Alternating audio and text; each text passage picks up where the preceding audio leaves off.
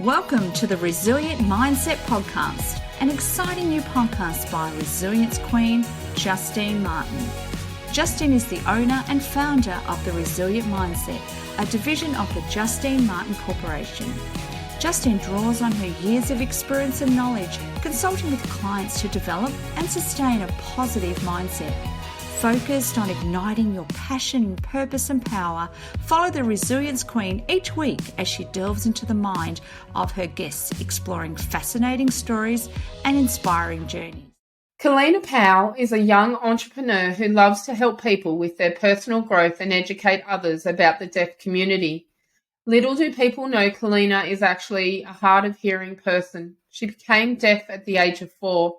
She recently graduated with a psychology degree and is now starting her own online coaching business while launching her new book. Hi, Kellina. Welcome to the show. Thank you so much for having me today. You're welcome. Let's get into it. What does resilience mean to you? Can you repeat that again? Sorry. What does resilience mean to you?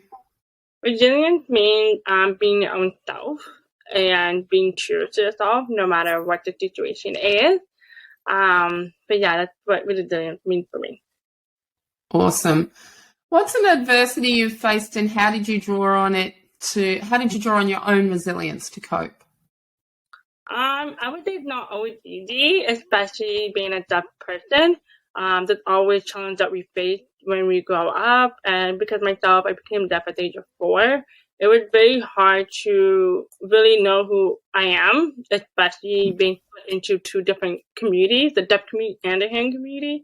So that was something I had to really learn how to find myself. So for me, honestly, coping, I use is really just figure out what is the positive thing to feed to my brain. If it's not something positive, then I'm not going to interfere with it. But it's very hard, but it takes time. It does take time, doesn't it? Yeah. So what's been your biggest failure to date and what resilience techniques did you use to get back up? To get back up, oh goodness. Sometimes I just need a break, one cry day, honestly, and cry it all out. And for that one day, I take a break from everything.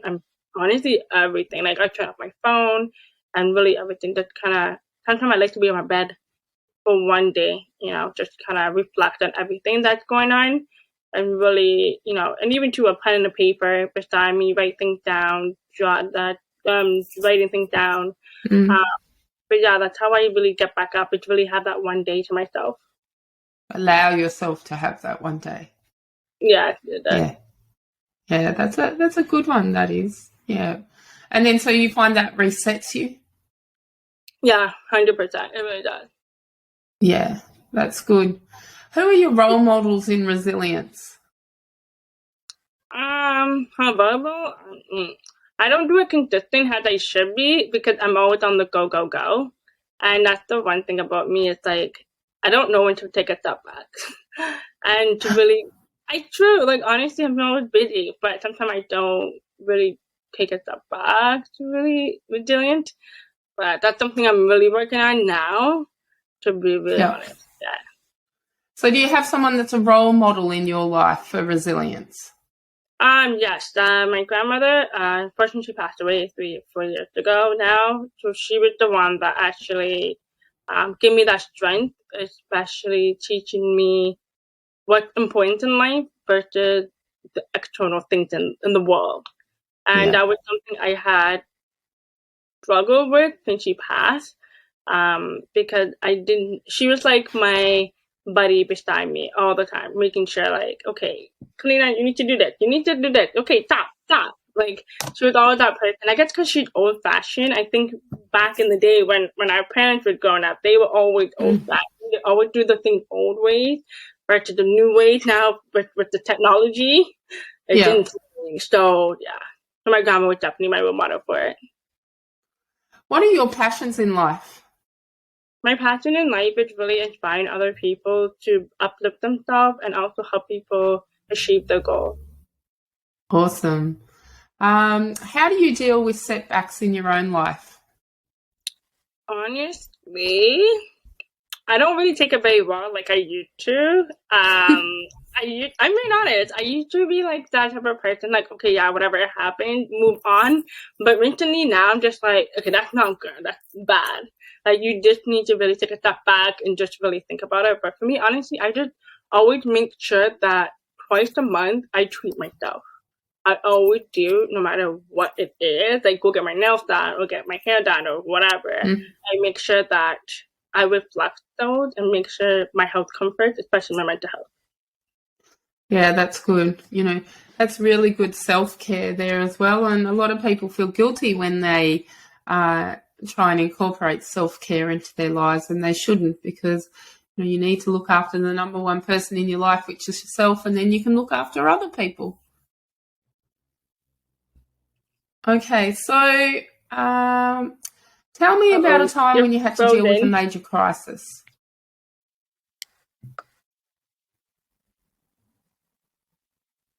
I think we've frozen there for a minute. Yeah, we did. Yeah. All right. Tell me about a time when you had to deal with a major crisis. Major crisis. I haven't faced that for a really long time. I would say when I was in high school was that time when a guidance counselor actually did not approve my I would say my next step in life in terms of putting my grade in. And that was my major thing, because she never thought I could do it. So she actually lied to me, saying that she forgot to put my grade in for post-secondary. Yeah. And that was a big, major moment for me that I ever had in my life, where I doubted myself because of her. And she's like, oh, oops, I forgot. How do you? And then I was like, honestly, that was something that I would just in a crisis, like I would just having like my moment. It took me like a week to come up, and having everybody talking to me like, Kellina, it's okay, like you can prove her wrong. It was not that. It's the fact that like you just fail me, and you're basically telling me I fail myself. I don't have a goal that I wanted to achieve. Had a guidance counselor, like, come on. And that was something I faced a lot. And it was very emotional week for me to really rewrap everything and reapply for college or university again the following year. That's what frustrated me, because I was like, you just ruined my career. And that was one of my most crises ever. I had something similar happen to me at the end of high school over here, and I was given the wrong careers advice. I was applying to go to university to do music, and my careers advisor stuffed up the whole application process and said that he hadn't done something when he had, and he should have done something when he didn't, and it cost me a year of my life as well. And frustrating, cried, and I finally went on to do music, but there was a whole year that it's like, well, now what do I do with myself? And not through my fault, but someone else's. So very, very frustrating with that. So what are some of the things that you do to practice self-care and personal wellness? So you said you get your fingernails done and you get your hair done. So do I. Anything else you do, Kellina, for self-care? Honestly, I always spend time with my friends. Honestly, I love spending time with my friends, and family. I really try to make it as a priority to spend time with my family every single weekend. So that way I am following up what's going on. I remember before I used to work 3-4 jobs, and that was disaster. I would not see my family for like a month, and it was really depressing because you didn't have fun, in between. I was not able to balance family, work, and personal life. It was very difficult. And I feel like that's the number one important thing for me for self-care, is really learn how to balance with everything in life, because that is super important. That's the only way that you can improve yourself, especially mental health-wise. So. Most definitely there. What's a favourite movie that features a person's inner strength to get back up? I don't have a favorite movie for that, but I do have a favorite show that kind of represents it. It's called Switch at Birth. That it's about a deaf person who would actually like myself, who is deaf, but she also speak, and she also fit into both community, the hearing and the deaf community. And she really talked about like her mental health and like the way how she is and the setback that she's been through, exactly what I've been through. So that is definitely my favorite show. That definitely talk about that. Very relatable to you then. Yeah, 100%. I was like, oh my god, this is my life in one movie. One show, sorry, but yeah. What's a quote that you live by? The poem. What's a quote that you live by? I go by Maya Angelou. It was, what was it? I don't remember what it called, but it's something with it goes something like oh god, my grandma always told me this, and I'm always asking her like, what is this poem? Like, what is it called? Poem? I don't even know. But if I have to find it, I would definitely find it. But something goes like something rock, or I don't remember, but something by Maya Angelou. All right, cool. Maybe you can email that to me and we can put it in the bio. Okay, definitely. For you. Yeah, cool. That'd be great. What's a job or position that you have loved the best and why? The job position? I would say life coach. Because I am my life coach myself right now. But however, there's more stories towards it. It's because when I was growing up, I never had anyone that looks like me. And it's very hard to find someone who with a disability in a professional field. And for me, when I was growing up, I couldn't relate to a hearing person. And she could not give me the feedback that I was hoping to get for a deaf person. So that's why I would say life coach would be something for me, for career-wise. Awesome. Have you faced a time when you've just been in survival mode? Oh God. Survival mode is every day for me, honestly. I would say COVID. Someone who is deaf, the math would be hard for us to communicate because a lot of the deaf person are lip reader. And for myself, as a lip reader, it was very difficult to have a communication simply by going to the store, for example, right? Hearing the tonal of your bills was difficult for me to understand.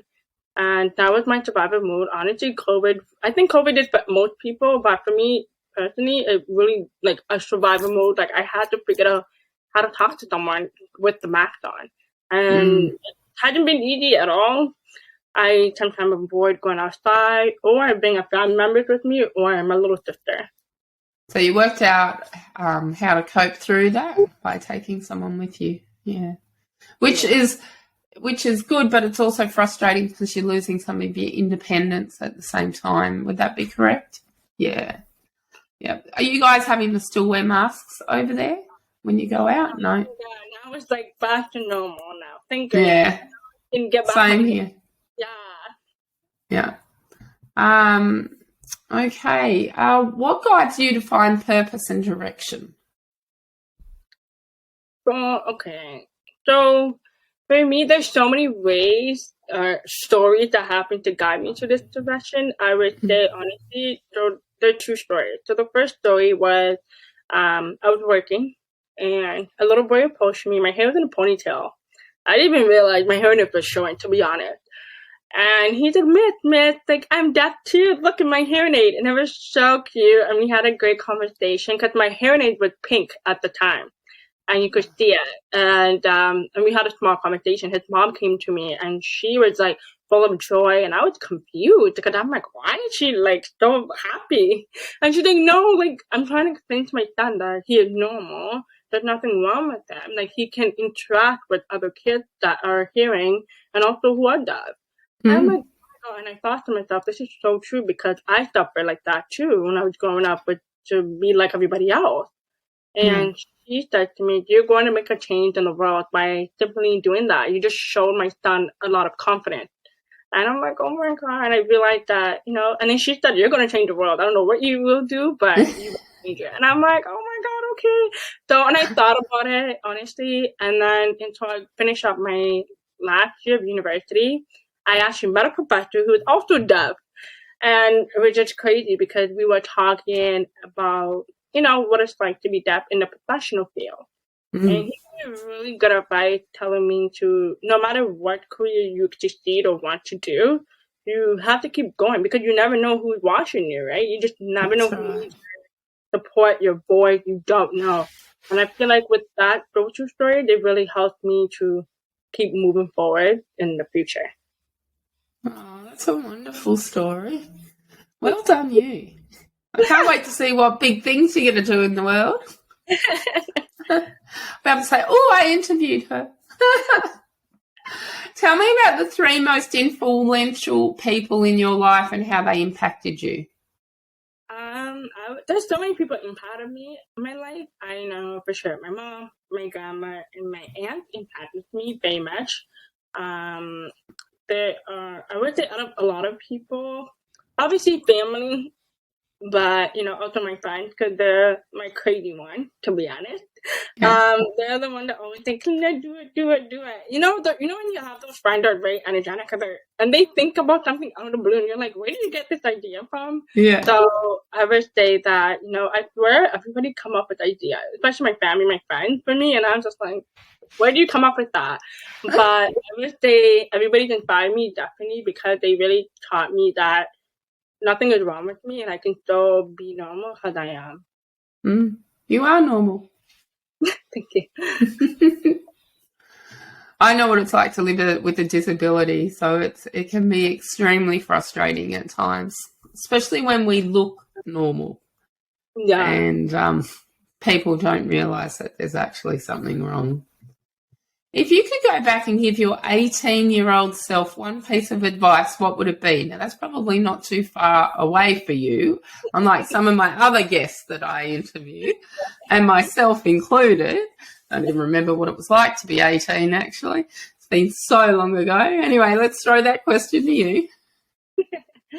For me, I would say my advice for 10 years old, honestly, I was 10 years old not too long ago, but I would say that 18-year-old was what I said. 18. I'm 25, so it's not that Yeah, so it's not that long ago.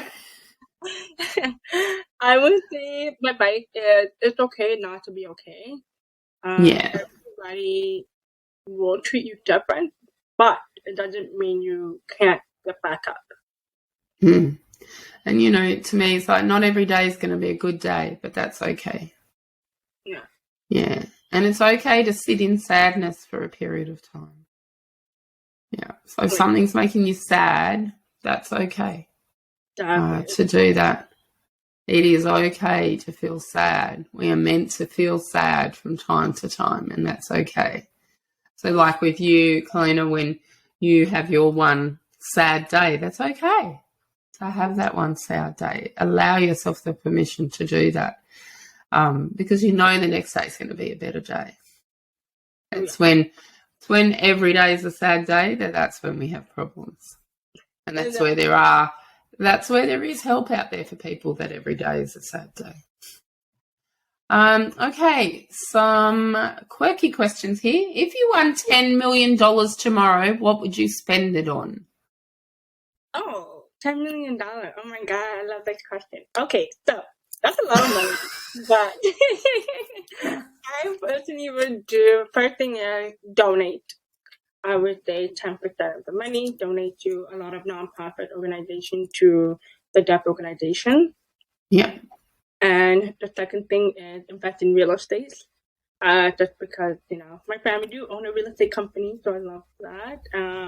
And also too with the real estate, I would actually do is develop a lot of housing available for people who have a disability because it's very difficult for a lot of people who have a disability to get access to a lot of housing with the government because of the waiting list, right? So I would love to offer my real estate with the government. And third thing is definitely buy myself a nice big house, mansion, and my dream car, Range Rover. But if I do have kids, but thank God you said tomorrow, so tomorrow's a different story.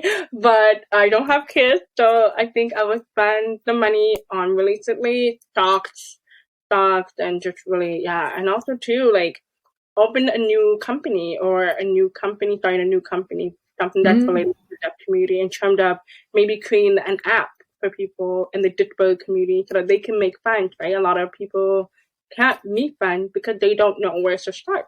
So I would love to create an app for people who have a disability to make friends.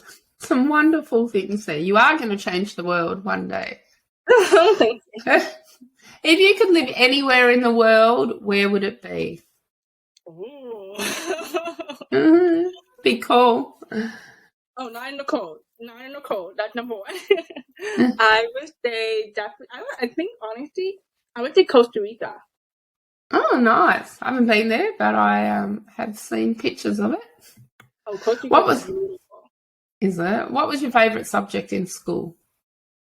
Oh, I did not have any favorite subject in school. All the teachers were rude. They were so rude to me. The point where I could not even join the course. So I'm so sorry, guys. But I would choose one because of my personality. I would say drama class because I love the acting and coming up with scripts. Yeah. Yep. Nice. Mine was lunch. I'm kidding you. No, mine would have been music in high school. Most definitely. Now I'm not doing anything to do with music, but yeah, back then it was music. What's a book you can recommend to my audience and why? A book. Oh, I would say a book by me, which is called Every Day I Am Just Deaf. It's an amazing book for you to understand what it's like to be deaf. To give you a different reading, because I know a lot of people would read like finance book or education book. But for my book, honestly, it's going to blow your mind how a deaf person lives in the hearing world. You're going to be like, oh my God, this is how a deaf person lives. It will give you a different perspective way of what it's like to be deaf in the hearing world. And by the way, the book is poetry, so who would not love poems? So. And you wrote it yourself? Yes, I did. And where's it available to purchase? Everybody can purchase it on Amazon. So easy access. Everybody should get it. Go click on Amazon and type in Kellina Powell and it will show up. And we'll put that in your bio as well, that we will, so people can access it through there. What's a movie you'd recommend to my audience and why?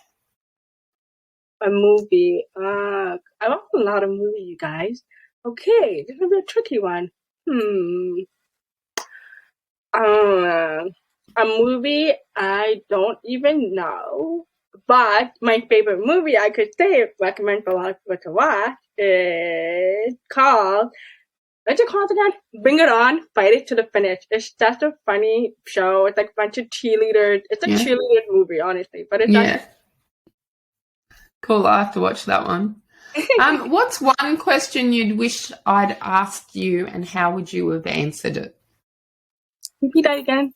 Kind of broke. What's one question you wish I'd asked you and how would you have answered it? I think one question I would ask would be, did all deaf people do ASL? No, not all deaf people know how to do ASL.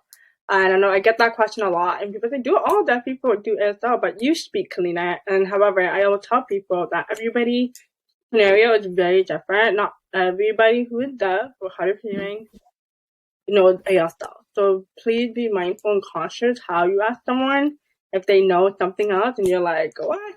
So, yeah. So ASL for the listeners is sign language? Yes, it is. Yeah. Just confirming that because some people will be going, oh, what's that ASL? So, yeah, sign language. For those that are sitting there scratching their head saying, what? Okay, some quirky questions now. Pineapple on pizza, yes or no? Repeat that again before I said yes or no. Pineapple on pizza? I would say pineapple. Yeah? You eat pineapple on pizza? Yeah? Cool. Tea, coffee, hot chocolate, or wine? Oh, God, that's so hard. Okay,